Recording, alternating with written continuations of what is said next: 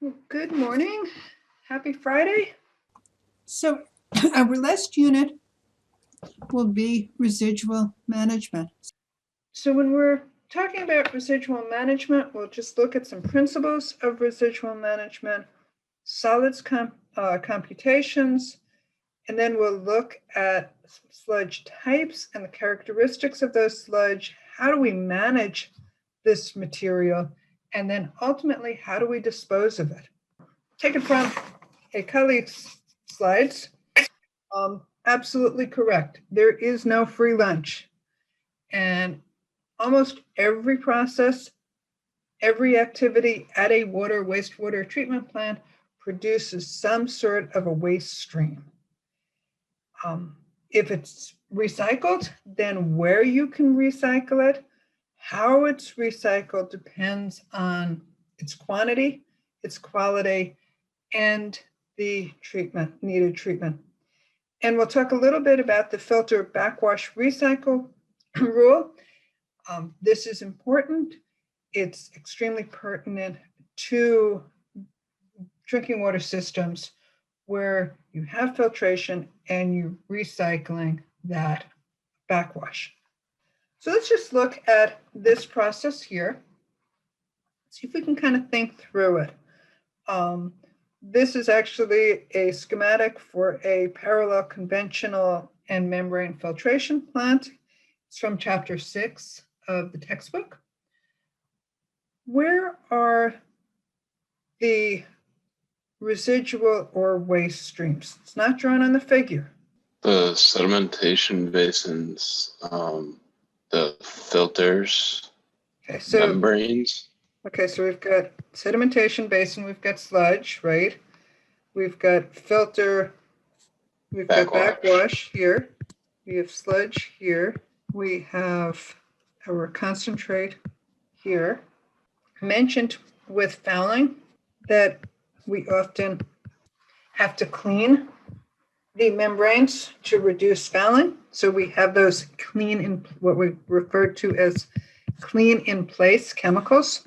We also likely have off gas from the ozone contactor that would have to be dealt with before it's released, because we can't release ozone out into the atmosphere. So we'd have to degrade that before we release it. So we have a number of, just in this, what looks like a simple diagram, a number of processes that will result in some sort of residual that we'll need to deal with. This is a schematic showing how we deal with it. Much more complicated than just an arrow off on the schematic. So basically, if we think about this and what's shown here, so for instance, with this conventional filter backwash, we have water that contains solids. We perhaps could treat that, and we'll talk about these, but by dissolved air flotation, that's DAF. We could use gravity thickening. We then have some sort of supernatant that we need to deal with. So notice this is shown as recycled to the conventional train, so that typically will go to the headworks of the plant. You may have a sludge lagoon for drying, other processes that we could use. Then we have the membrane backwash. Here it's shown with, again, it's dissolved air filtration. It could also be gravity thickening. It could be, depending on the membrane itself, you may have if it's an RO or nanofiltration, you've got a high salt content, and you have to think, and we'll talk about that, we talked briefly too with membrane filtration, that we have to dispose of that safely. This is just a list of some of the types of solid liquids that are generated in a treatment plant. You mentioned that backwash water that could be treated, that may be untreated. We have the clarifier, and So we could have chemical sludges, we could have polymers in the sludges, we have softening sludges with wastewater, we have primary, secondary sludges, we may even have tertiary sludges. We can have a gravity thickener. We can have spent activated carbon. We could have spent alumina. We could have a sludge lagoon overflow. So there's a whole variety of different processes that will generate a solid liquid stream that has to be dealt with. We also can produce liquids. So we have an ion exchange regenerant brine. We may have waste regenerate from an activated alumina system. If you're looking at reverse osmosis, you've got that concentrate. Mention the clean in place liquids. And then we have gases. If we're using air stripping, we have air stripping off gases. If we're using ozone, we have the ozone off gases. And you have also malodorous compounds, you have aerosols from the aeration basins, and you'll find in some cases, especially where these basins are very close to dense populations, you'll find that these are covered, and in some cases, those gases are actually treated before they are released to the atmosphere. So just looking at some of the equations, we've done some of the volume calculations, but just as a review, the volume of your solids is equal to the mass of the solids, and this is a dry weight, divided by the density of the solids, which is equal to the specific gravity of the solids times the density of the water. Now your sludge, we can assume, is made up of just solids and water. And given that, then the mass of the sludge is just equal to the mass of the solids plus the mass of the waters. We're going to assume that there's no interactions between the solids and water, so that we can also say that the volume of the sludge is simply equal to the volume of the solids plus the volume of the water. And that makes things a little bit easier, and it's, in terms of calculations and designs, this is sufficient. Then we can just represent then the relationship between these two parameters using the density of the solids, so the density of the solids, the density of the water. We'll assume that the specific gravity of water is equal to 1. And you can see here we have the specific gravity of the sludge itself. Typically, the solids content is reported as a weight fraction. So the fraction of solids is just the mass of the solids divided by the total mass, which we've said is solids plus water. And then the fraction of the water is simply the mass of the water divided by the total mass, which again is just the weight of your solids and your water. I'm not going to derive this next equation. It's just simply based on the basic mass volume relationships that we've used, but the specific gravity of your sludge is simply equal to the specific gravity of the solids divided by the fraction of the solids plus the specific gravity of the solids times the fraction of water. And then the volume of the sludge is simply equal to the mass of the solids divided by the density of the water times the specific gravity of the sludge times the percent of solids. So we'll go through an example of this so that we can use these equations again. And you can then, you've calculated your masses and volumes of the sludge produced during sedimentation of your raw water. So you have a sense of that. You have backwash water in your system that you're designing. So you can think about how might you treat and dispose of these waste streams. So the example we use is very similar to an example we did way back sometime in mid-September when we looked at coagulation. In this case, we're coagulating with ferric sulfate. We add no other chemicals. The mass of dry ferric hydroxide solids that are produced per day is 46.2 kilograms per day. So that's simply determined from the stoichiometry. The flow rate is 0.05 cubic meters per second. I've given you a raw water suspended solids and an effluent suspended solids. I've actually used that to then calculate the mass of dry solids produced from suspended solids removal. Again, exactly what we did way back in September. The sludge solids content by weight is 1.05%, and the specific gravity of the sludge solids is 2.5. And you're asked what volume of sludge is produced each day.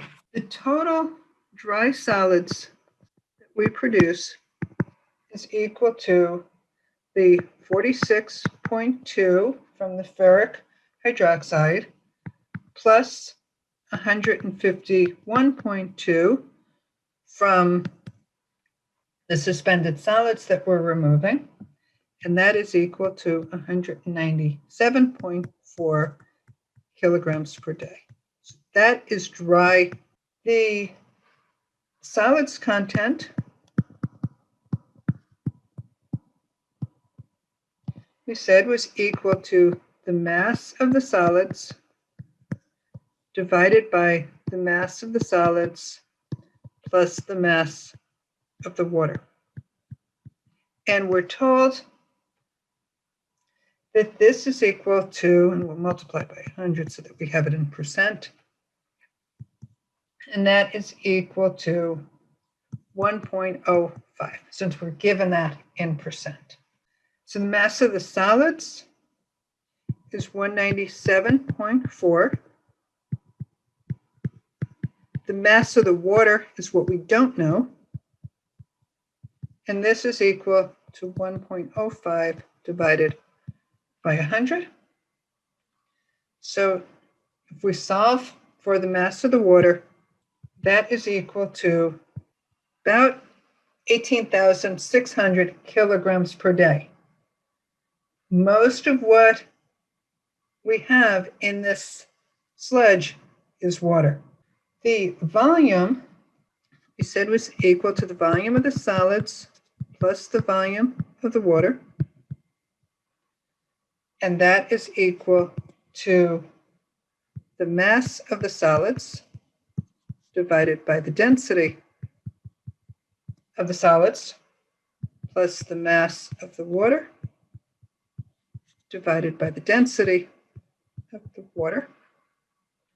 So that is equal to 197.4 kilograms per day divided by that density, so it's 2.5 was the specific gravity, times 1,000 kilograms per meter cubed, plus the mass of the water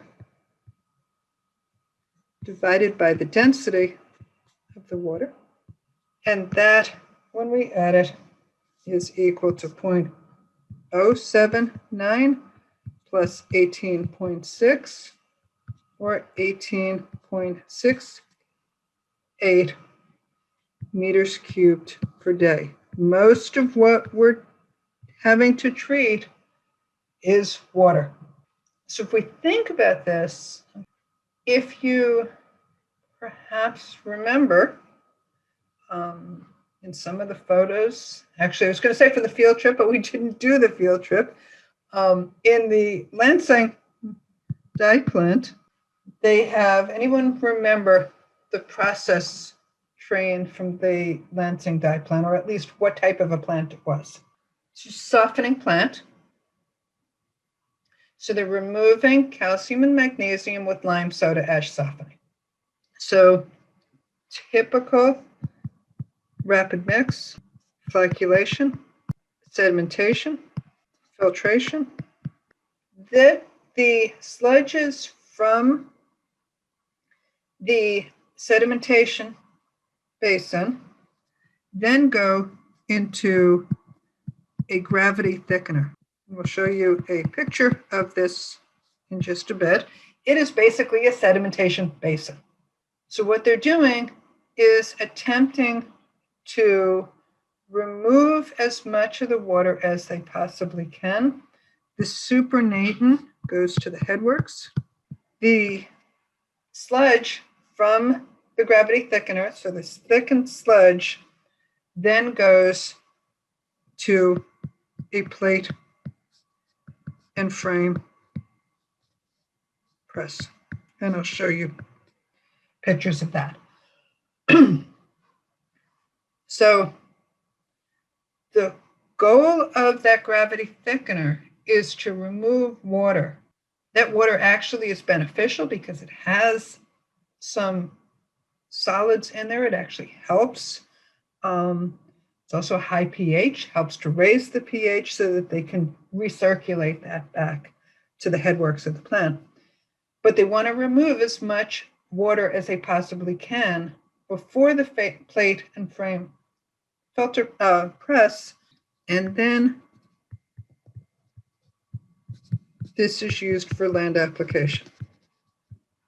Why is removing water so important?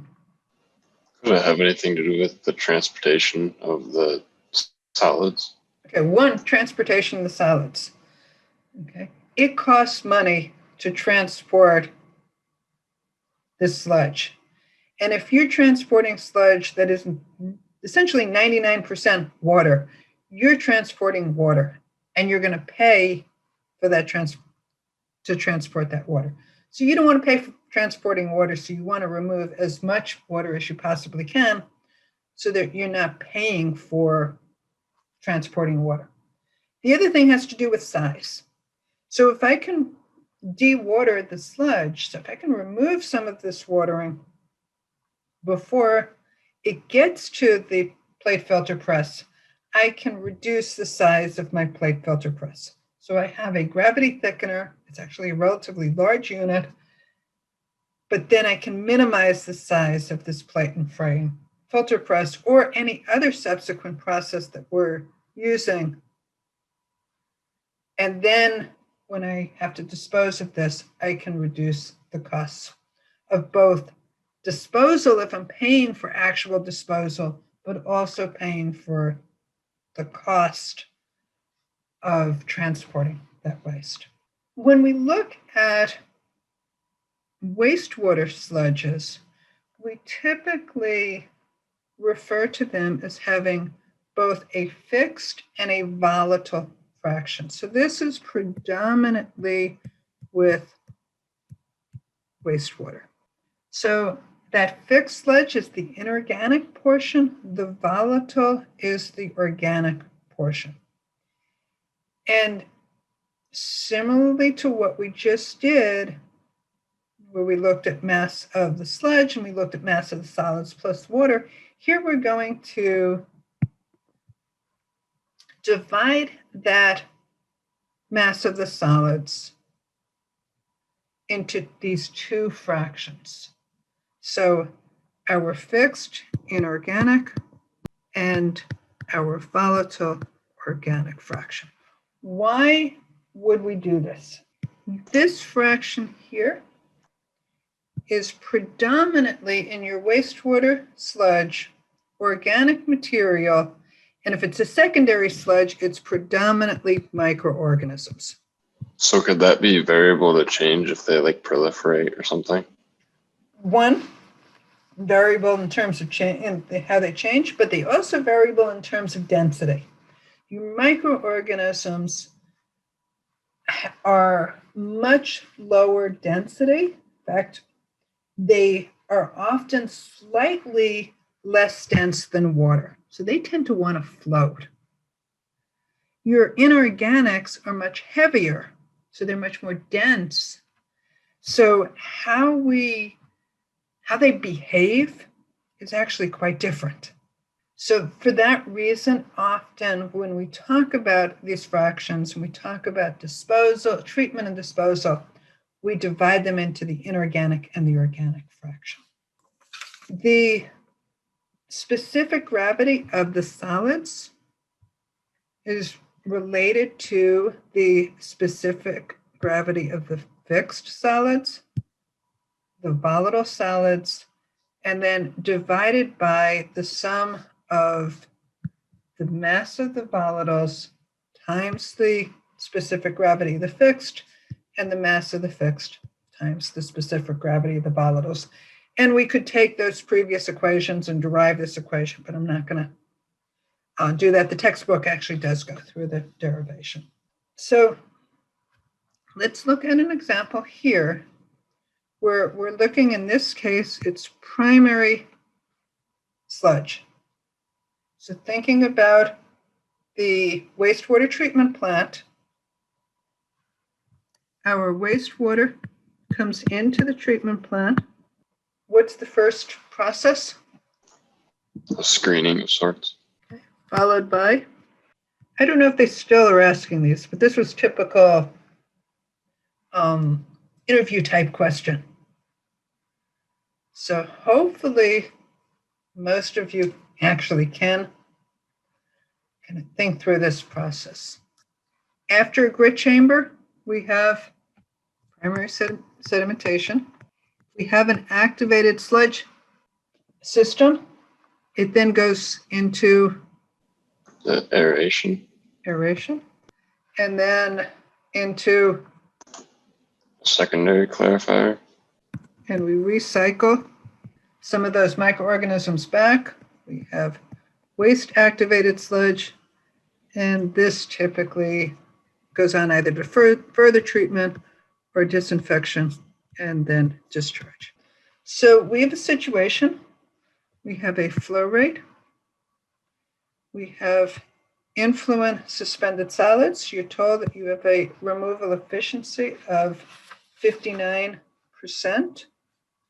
You're told that the sludge solids concentration is 5%, with 60% volatile solids and 40% fixed solids.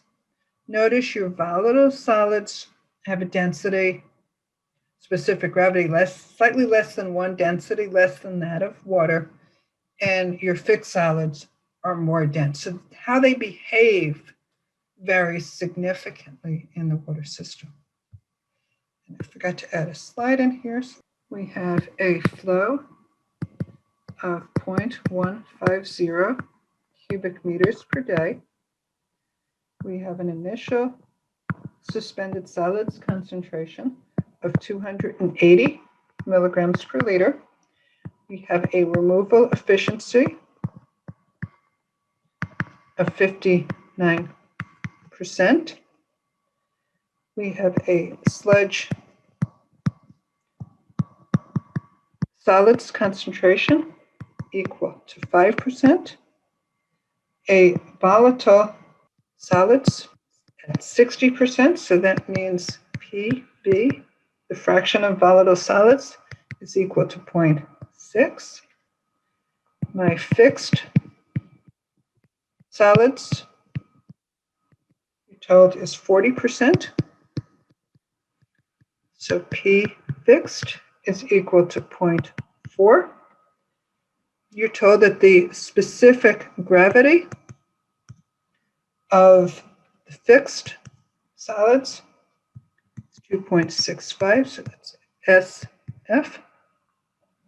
The specific gravity of the volatile solids is 0.99, so that's SV. So the specific gravity of the solid material is equal to the mass of the solids times SV times SF divided by MF times SV plus MB times SF. And we can remember that MS is equal to MV plus MF. And we're going to represent this really as a fraction. So we're just going to represent this as 1. Really what we're doing is saying that we've got fractional amounts. So this is equal to 1. We'll fix this later. Times 2.65 times 0.99 divided by 0.4 times 0.99 plus 0.6 times 2.65, and that is equal to 1.32. So what we did here, this is really the fractional amount, since we haven't determined the mass at this point. The suspended solids of the sludge is equal to the suspended solids of, the specific gravity of your solids, which we just determined, times the fraction of solids plus the specific gravity of the solids times the fraction of the water. What we've assumed here is that the specific gravity of the water is equal to 1. So that's why it's not in that previous equation. So this is 1.32 over the percent solids is 0.05 plus the specific gravity of our solids times the fractional amount of water, which is 0.95. It isn't solid. And this is equal to 1.012. And this is pretty typical.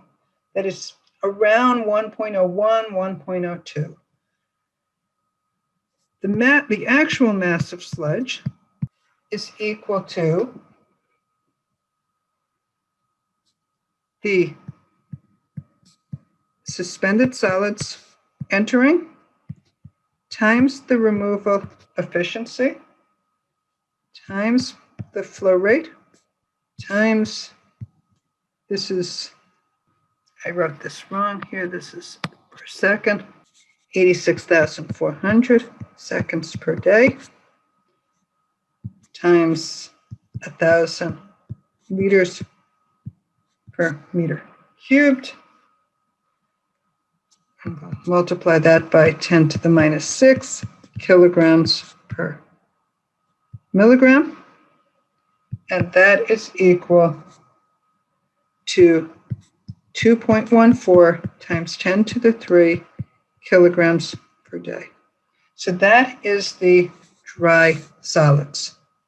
The volume of our sludge is the mass of the solids divided by the density of water times the specific gravity of our sludge times the fractional amount of solids.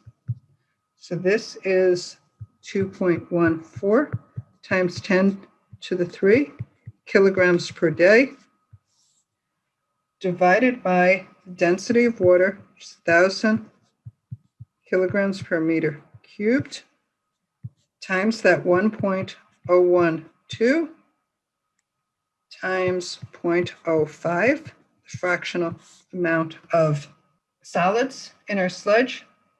And this is 42.3 meters cubed per day. So, and yes, this should have been, I wrote the flow rate initially as cubic meters per day. It should be cubic meters per second. And I've corrected it in both places. So sorry not to catch that sooner. This then is the volume of solids. So if we're looking at designing any downstream processes, we need to design those downstream processes to deal with roughly 42 cubic meters per day of primary sludge. That does not include the secondary sludge. That's just the primary sludge. Any questions about any of the calculations we've done so far? Okay, just looking at some of the types of sludges, and to give, I'm not going to spend a lot of time kind of going over actual values, but I want to go through again, the different types of sludges. So for example, if we're treating a surface water and we use pre-sedimentation, so for instance, to remove the more inorganic material, typically this would be sand, then you've got pre-sedimentation and you have those solids from the pre-sedimentation. You then have the coagulation. If you're treating a surface water and you're coagulating the suspended solids, then you have the type of sludges that we just calculated. These usually are your chemical solids, typically hydroxides, and then whatever suspended solids that you've removed. And this can be clay, silt, it can be organic matter. Typically, you're looking at sludges that contain from about 0.5, less than 1%, to about 4% solids. And that will depend on the initial turbidity and the coagulant used. And typically, somewhere between 20 to 40% of your solids are organic. Why is this important in terms of thinking about processing this material? If they're organic, they can potentially degrade. If they degrade, they can consume oxygen. If they consume oxygen and it goes anaerobic, what happens now? By anaerobic, do you mean septic? Yeah, like, exactly. Yeah. Okay. So lacking oxygen. So here's where you're going to potentially produce hydrogen sulfide. You can produce methane. You can produce CO2.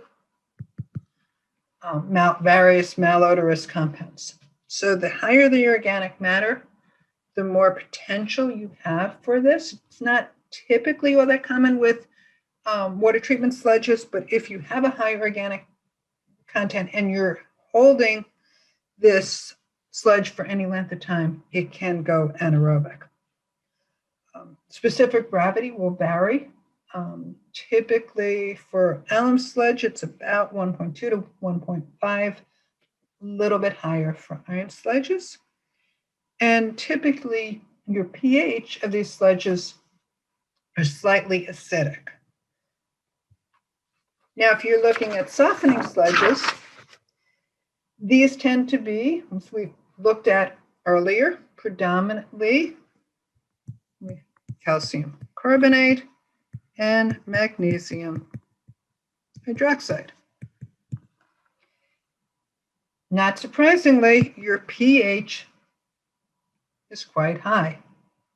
So with softening sludges, you're dealing with a very alkaline sludge. With coagulation sludges, your alum or iron sludges, you're dealing with an acidic sludge. Specific gravity is higher of the solids are higher for softening sludges than it is for your alum or ferric sludges. And because of that, your solids content is also higher. It settles better. You also can have iron and manganese precipitate. So this is, for instance, with an iron manganese removal plant, similar to that at MSU. Typically, the volumes of these are low. You're looking at oxidation and precipitation of the iron in the groundwater. So typically the solids are captured on the filters, and therefore they will be in the filter backwash. So if you think back at the MSU system, you have those big filters. You don't have any solid separation. So where does the filter backwash water go? So for the MSU system, that's an iron and manganese removal. You saw the filters. They backwash the filters. Where does that backwash water go? In case of the MSU system, it's going to go to the sewer. Okay. So they actually have to have a permit to discharge, because that becomes an industrial pretreatment process. So your spent filters backwash typically is about 2 to 3% of the total plant flow. So that's pretty significant. If you're talking about, for instance, the dye plant, that is a 40 MGD plant. 2% of that is pretty significant that they have to deal with. So at the dye plant, they can actually treat that and then recycle that back to, so that can go, for instance, I believe it goes into the gravity thickener, and then that supernatant goes back to the plant. And it can contain 10 to 20% of the total solids production, so it can be significant. Suspended solids can range from 30 to 400 milligrams per liter. And this is important. It used to be that the filter backwash could be discharged back into the receiving body of water. So for instance, in your treatment plant, so think about this in terms of mini design 3 and how you're going to have to address this. You're treating water from what sources? Both groundwater and surface water. Both groundwater and surface water. So if you're treating water from surface, if there's any surface water, the surface water treatment rule is applicable. The filter backwash water recycling rule is designed to protect the receiving body of water from receiving water with concentrated concentrations of Cryptosporidium and Giardia and other pathogens. So it requires that recycle streams actually pass through all of the processes of an existing conventional or direct filtration system. So for your plant, what does that mean? What's the impact? I'm not going to answer that. I want you to think about it. And you'll need to address that in that final report. You have a surface water, that surface water, because it's a surface water system, the filter backwash recycling rule is applicable. I'm going to stop here, just because it kind of divides between drinking water and wastewater sludges.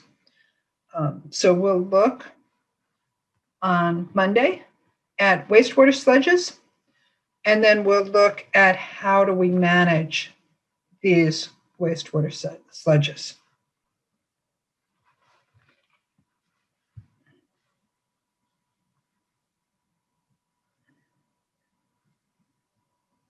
Okay, have a great weekend.